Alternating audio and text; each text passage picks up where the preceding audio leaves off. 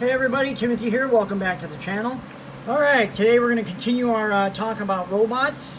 Today we're doing the Doctor Who role-playing game. Here's my game operations manual. And we're going to start with the Cybermat. This is a little robot that the Cybermen do. Alright, so as you can see, it doesn't really... hold on. Cybermat really doesn't have much. Basically, the attack of a Cybermat will do only 1d6 points of damage for each successful round that the Cybermat remains attached. Hold on, let me try to get my hand from shaking here. Alright, so, however, the victim takes in a d6 additional damage points from removal of Cybermat that requires a strength saving throw against a difficulty 4. Cybermat sabotage to systems is crude and easily spotted.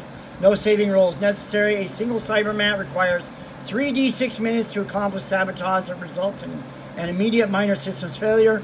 Each additional Cybermat reduces the time necessary by 2 minutes to a maximum of 1 minute, or minimum of 1 minute. Okay.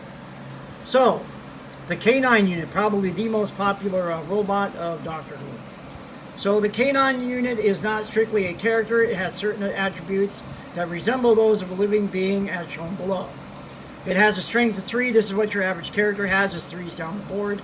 An endurance of 5, a dexterity of 2, a charisma of 4, a mentality of 6, and an intuition of 3. It has a special ability of tracking.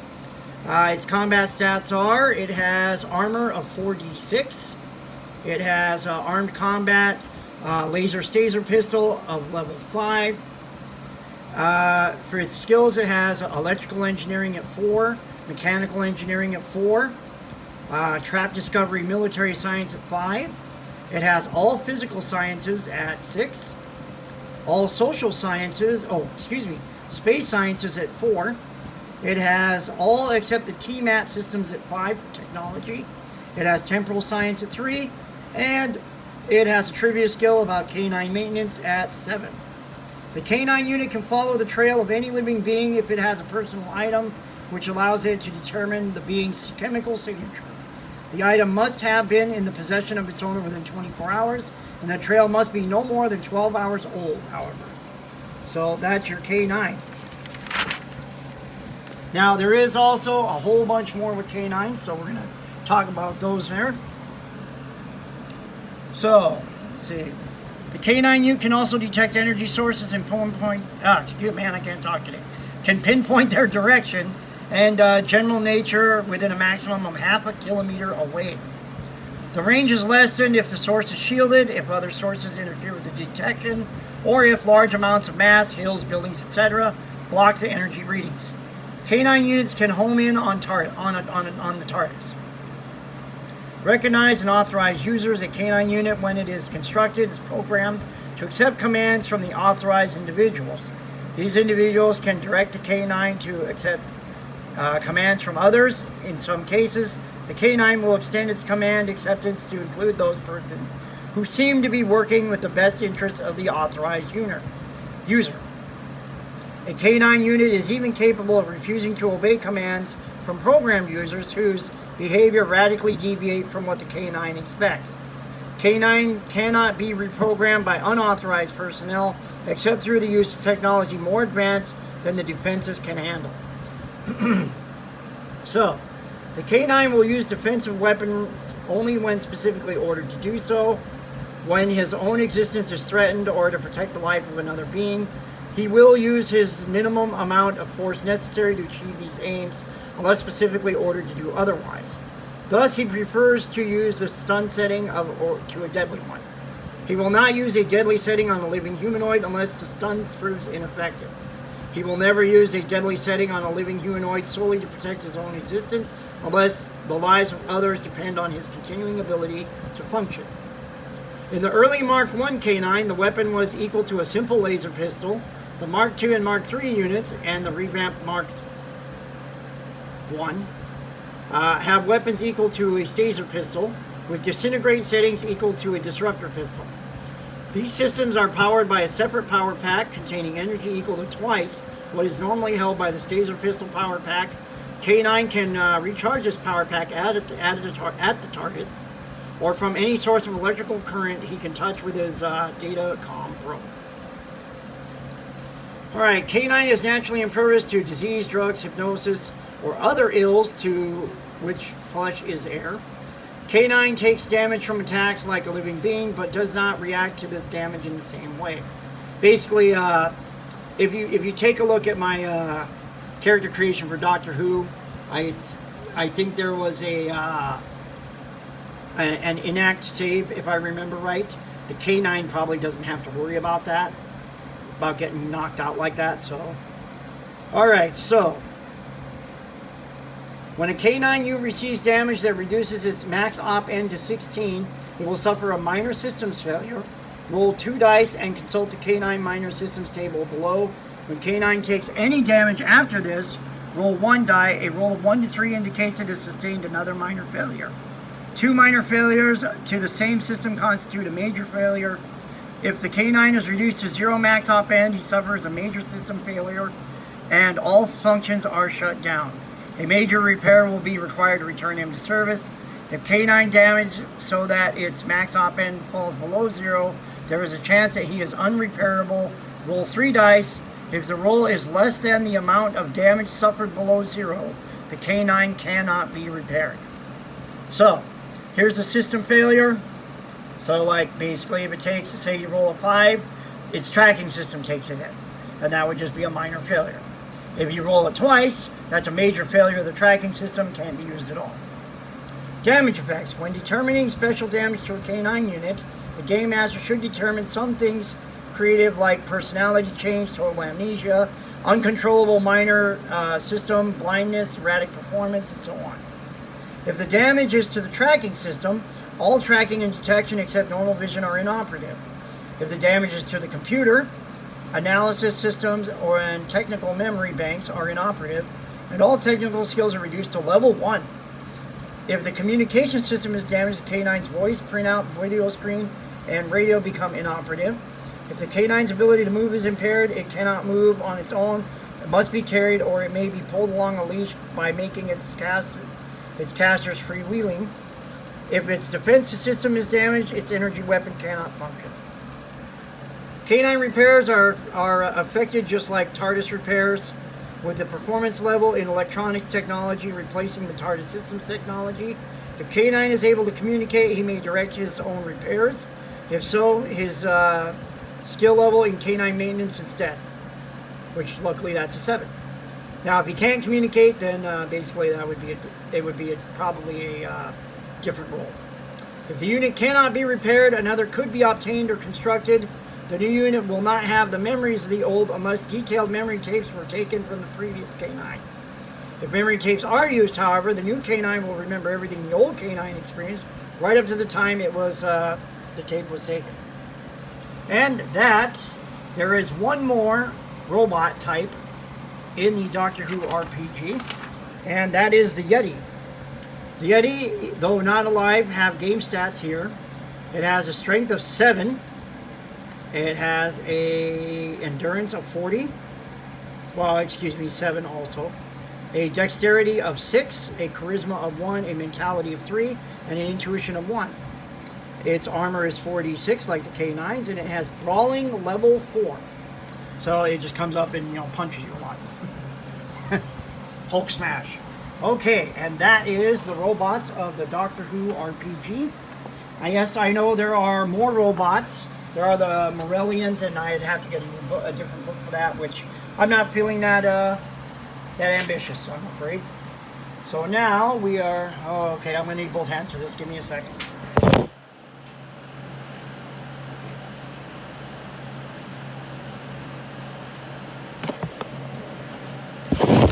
Okay, here we are. Alright, so next we have the Fallout RPG. It's an unofficial RPG, but I do like Fallout, so we're going to talk about Fallout robots a sec. So what we have here is a Mr. Handy. It's a creature rating 2. The Fallout RPG is based off of kind of like a Wizards of the Coast kind of a thing. So the creature rating is kind of like the level it is. It's like a level 2. Hit dice 3d10 plus 10, so it'll have a minimum of 13 hit points and a maximum of 40. Initiative bonus is 0, so when you roll for initiative, it gets no bonus to initiative. Speed of 30, so I'm assuming that's feet or yards. Armor class is plus 4 natural for a 16 armor class, which means on a d20, you have to roll a 16 or higher to hit it. It has a plus 3 bonus to attack with its arm manipulators. Special quality is a construct. No bonus to fortitude saves or reflex saves or willpower saves. Excuse me. It has a strength of 15, a dexterity of 11, no constitution or intelligence scores, wisdom of 10, and a charisma of 0. No skills unless programmed in, and it has no feats. A brain bot, these are the bigger ones with the brains. They are creature rating 5, 5d10 plus 10 hit dice, plus 2 initiative bonus, same speed of 30, has a 17 armor class, plus 5 to hit with the claw, or a plus 5 to hit with ranged. That's their little electrical attack they do. 60 feet of dark vision with a damage resistance of 5. So any damage it takes is, so if it takes 10 points of damage, you subtract 5 from that. Plus 1 fortitude save, plus 5 reflex save, no willpower save. 15 strength, 14 dex, no con or intelligence, 10 wisdom, and a charisma of 10. Again, no skills or feats unless programmed in. Security bot, these are those floating ones, kind of like the Mr. Gutsies, I believe. So these are creature rating 4, 4d10 plus 10 hit points, plus 3 initiative bonus, 40 speed flying. Armor class is, I see it says 1, that's not right. So it's probably more like a 17. Attack bonus is plus 4 with its laser. Let's see, special attack is a taser. Special quality, dark vision 60 feet, DR 5. No fortitude bonus, plus 3 reflex save, no willpower bonus. Strength 13, dex 16, no con or intelligence, wisdom 10, charisma 10. Again, same thing with skills and feats, non-security bot. This is a larger one, I'm not familiar with these. Anyway, they are creature rating 10, 18. Oh, I wonder if these are the really big ones. The assault bots. The ones on the tracks that really hurt. That's probably what these are. So these are creature rating 10, 8d10 plus 20 hit points, no initiative bonus, only moves 20, armor class 17. This gets 2 attacks per round, plus 9 on the first attack, plus 4 on the second attack. Now that's for melee damage.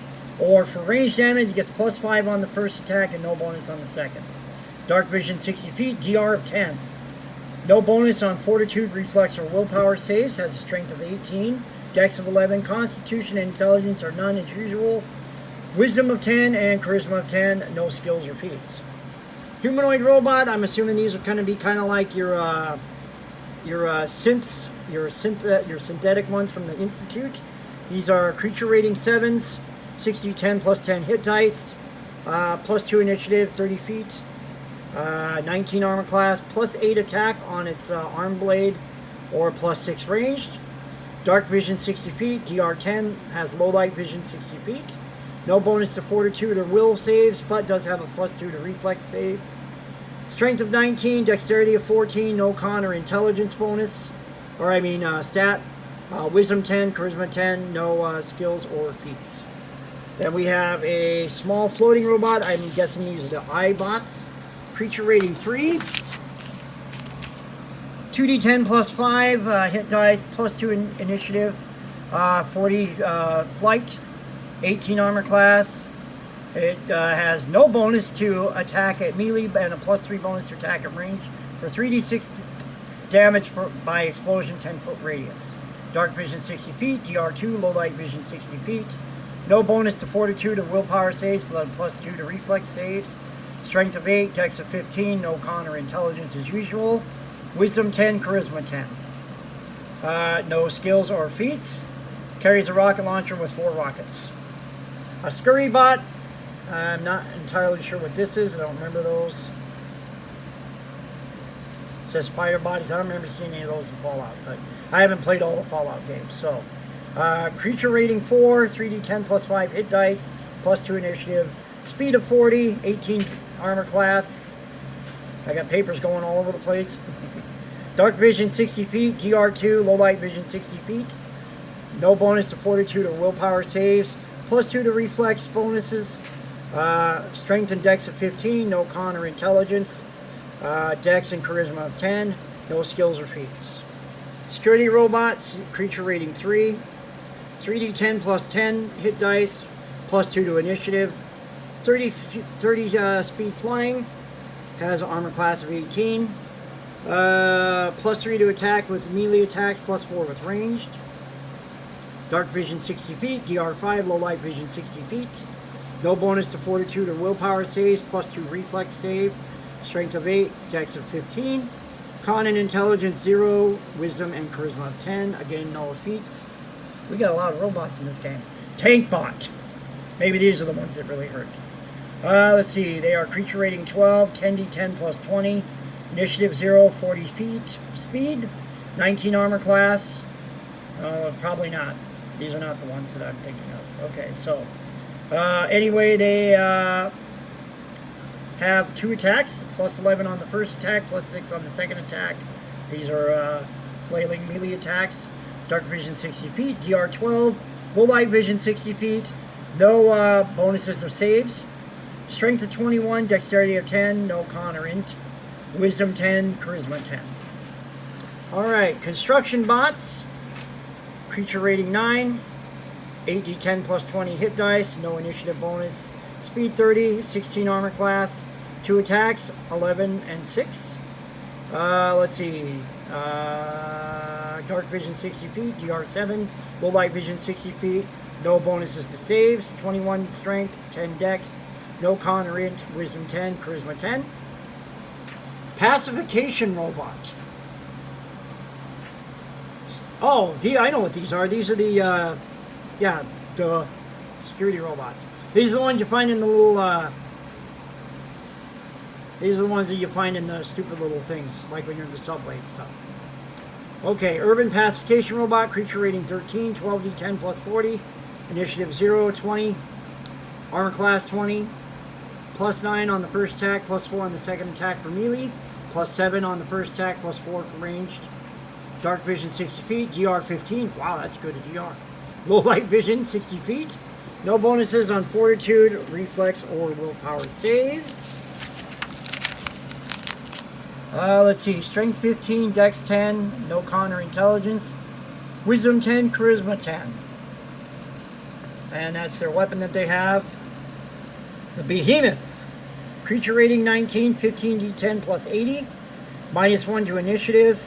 20 for speed, 21 armor class, 3 attacks per round, has plus 7 on the first, plus 2 on the second, and minus 3 on the third. Or, that's if it's melee.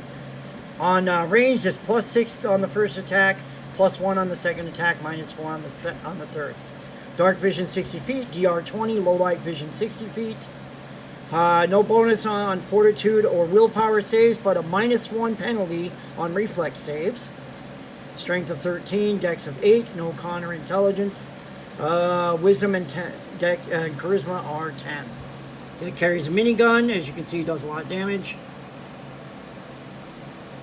And, okay, that goes into plants. So, that is it for the Fallout robots. And, let's see, we're at 18. I think I can squeeze in one more.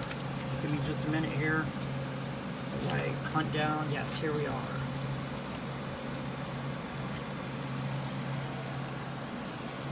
Give me just a moment here.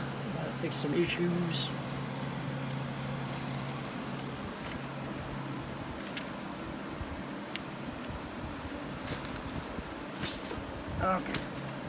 Okay, so last we're gonna do the Heroes Unlimited RPG for this video.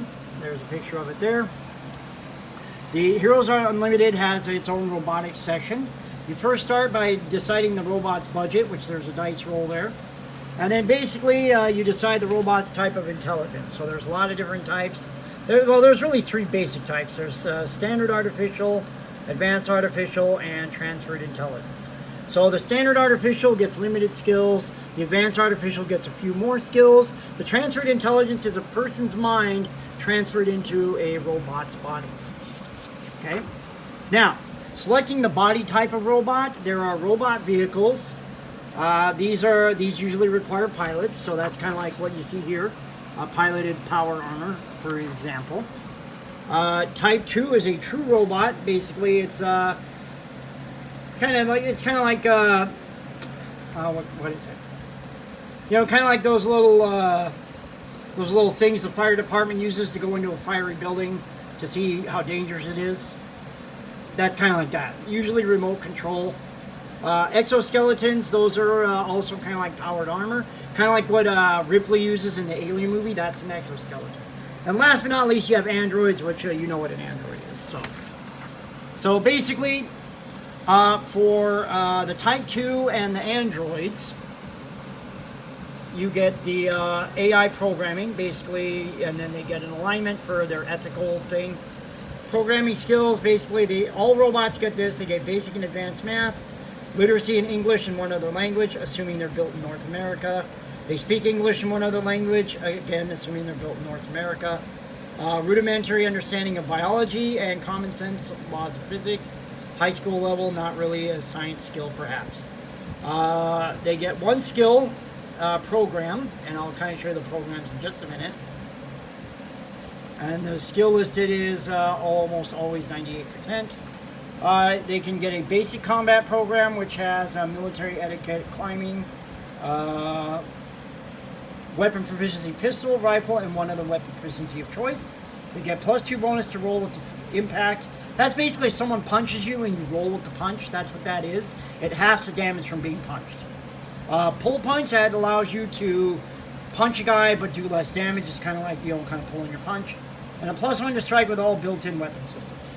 Now, computer programs.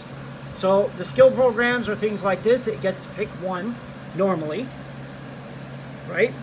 So, let's see. Let's just say you wanted a robot, kind of like the Terminator. It's an espionage robot for infiltration.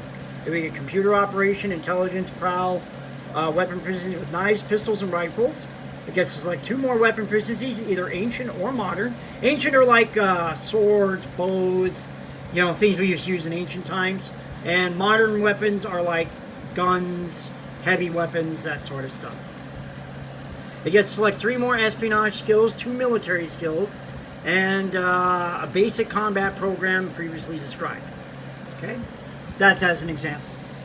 Then it gets background data, like who built it, the sponsoring organization, its status with the sponsoring organization, the quality of the robot, like is it experimental, is it a prototype, and then for other stuffs, basically, other than the robot or androids, built-in weapons or features, anything else is sponsored by its organization. Basically, if the robot is a runaway, it doesn't have any money because it ran away, but it could potentially get paid by its organization.